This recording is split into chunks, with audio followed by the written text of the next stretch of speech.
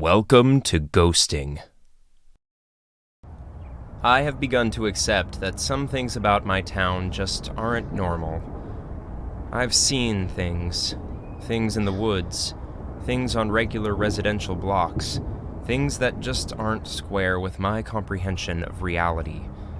My friend Sonny isn't normal either. I'm not really sure he's my friend, to be honest, but I just had this feeling, that feeling that dogs you and itches you and crawls all over your brain, that he knew more than he was letting on. Especially after he tried to cure my chronic unemployment by sending me to a particular factory with some nasty beyond nasty health code violations. Anyway, so it was early morning and I hadn't slept. At all. I had recently injured my finger at the aforementioned job that didn't pan out, and it hurt like hell. The pain kept me awake though, which in my questionably sound opinion was a good thing. Couldn't go home, couldn't sleep. Had to see Sonny. He lived a couple of streets over, the kind of guy who it's easy to be on and off friends with. You forget about them until you don't. That makes me sound like a pretty garbage human, and hell, maybe I am. According to my family, I can't do anything right. It wasn't like that, really, though. Sonny and I, we hung out sometimes, and sometimes, for long times, we didn't. He had no family that I knew of and lived in a house by himself. This creaky old town leftover with a sway-backed roof and faded pink paint. The kind of pink that doesn't look frilly, just old and secretive. The house was a bit of a Frankenstein, too. Awkward bits and junctures seemingly added at random so that it looked like an electrocuted junkyard splayed out by itself under a run of power lines. When I got there, no one appeared to be home, but that's how Sonny's house always looks.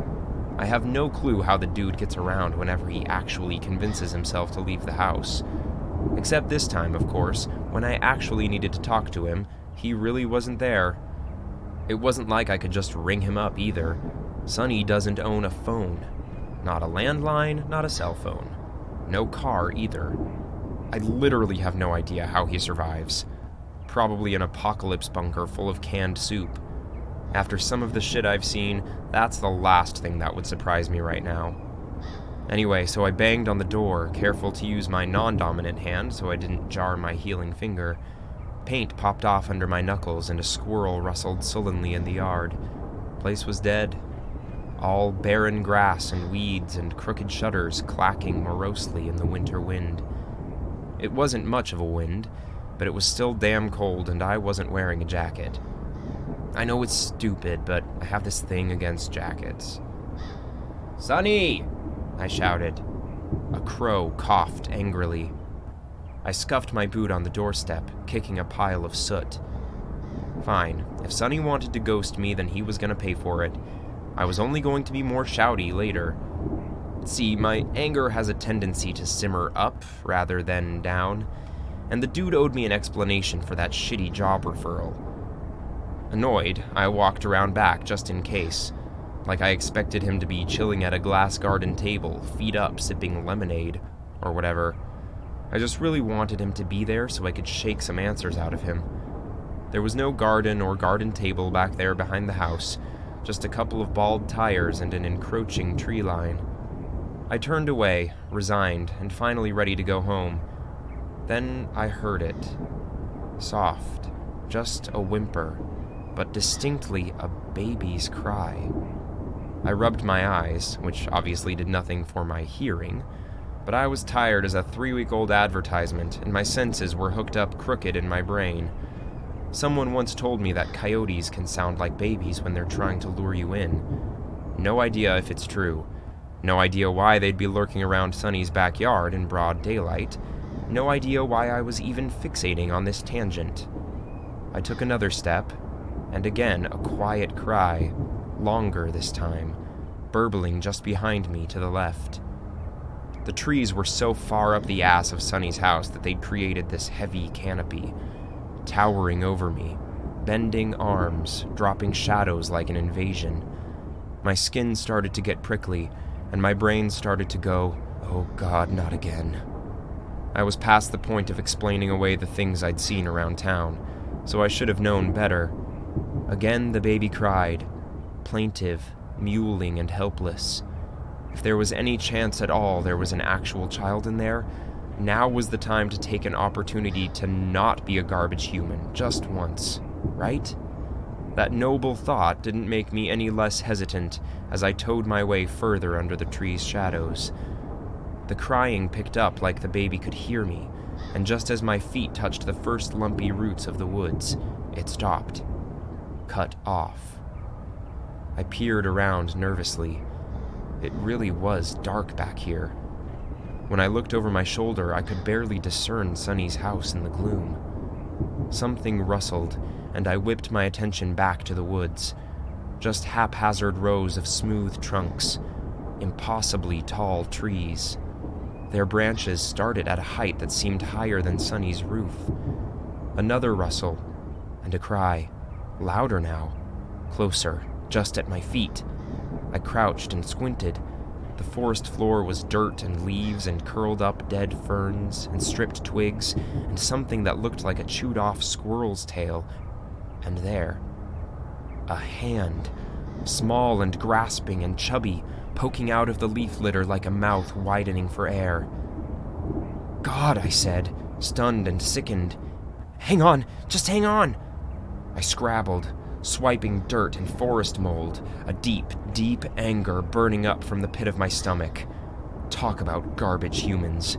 There was a child here, a baby suffocating in the dirt.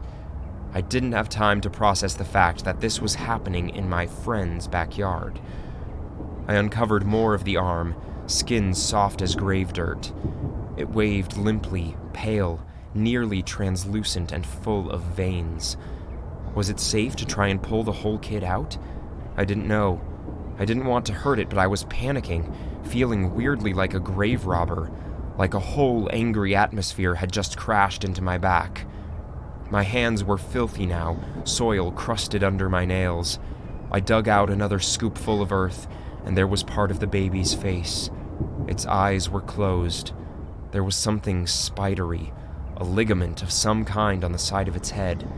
I reached in, trying to cradle the baby in my hands and gently pull it out. But I couldn't. That thing on the side of its head was a root, and as the dirt fell away, I saw it extended all the way up its skull and sank into the flesh like a stem. The baby opened its eyes, blood red, just red, no whites, no blacks, and screamed. That's when the forest woke up. Wood groaned, leaves hissed, clumps on the forest floor I'd taken to just be leaves and dirt shuddered and began to travel, burrowing along close to the surface in a trembling, advancing spearhead. The trees moved with them, dragged. Reluctant ambulatory carriages, they raised their roots and followed their masters. Another plump hand broke through the dirt, and another, reaching for me as the tide of earth came toward my shoes. The strange child I held bared its 3 rows of needle teeth and sank them into my hand. I swore, I shouted, I said a lot of things strung together that didn't make sense before I dropped the thing and ran. Stumbling backward, my elbows bounced off bark that was suddenly behind me, blocking my exit, totally obscuring Sunny's house. The trees had shifted, creeping in behind me, moved by their malevolent root children. More hands erupted from the leaf mold, and red eyes glinted in the dark. My hand stung. It stung bad. Hell, it hurt worse than my still-healing finger and had already turned a nasty reddish purple. The mottled stain took up about half of my hand and had begun to swell. My head careened with heedless panic, and I ran in the only direction I could, deeper into the woods. For a long time I could hear the thump and slither of things through the ground, trees brushing against trees, making their chase undeterred. Surely I was easy quarry, fuzzy with adrenaline and unfamiliar with the territory. My hand pulsed with agony and my vision with blackouts. I tripped numerous times, each fall a century as I imagined those sharp monster teeth around my ankles. But the little bastards never caught me.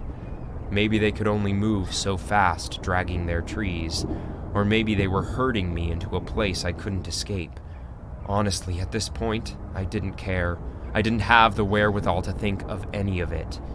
I blundered on until I was thoroughly lost, and the woods were close, and the air hung cold and sharp, and my shirt was ripped and torn along with the skin underneath. Pausing, finally, I shivered, each direction looking the same quiet, waiting dark. The same smooth, too tall trees, the same glitter of red eyes behind rocks and bushes until I looked right at them and they vanished. The woods around Sonny's house weren't this deep. By now I should have been seeing through to another neighborhood or something, but there was only green shadows, whispering bark, the sweet moldering smell of decay. Oh God, I was lost. I was so lost. Put running on no sleep and a possible infection in my hand together, and I was so damn far from a mental Zen garden. I cursed Sonny to the ends of the earth. If I ever saw him again, I might cry first at the recovery of civilization, and then, my anger warmed me just a little bit, just enough to start walking again, shivering in shirt sleeves and goose-bumped skin. I tried to tuck my hands under my armpits for extra heat, but my right hand screamed with pain. When I looked at it, it was shiny and melty looking, an uncomfortable black inching around my cuticles. I swayed and hit the dirt, a half-revealed rock jutting into my kidneys. And as I lay there, stunned, a numb paralysis scurrying up my legs in tingling waves, I thought, with a brief heart skip of horror, I felt a small, baby soft hand brush my cheek.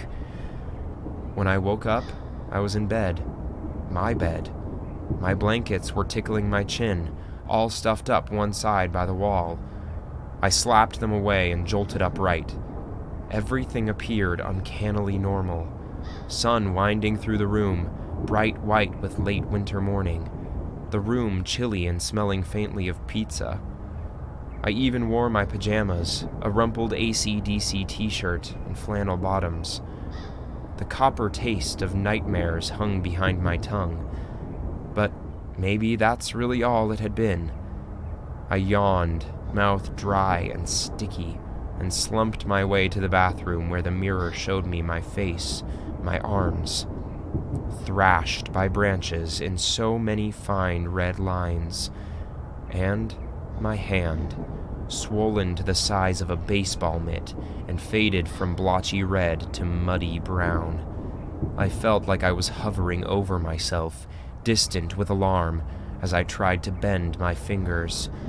They were stiff, and the joints groaned, almost like a bent tree in the winter wind.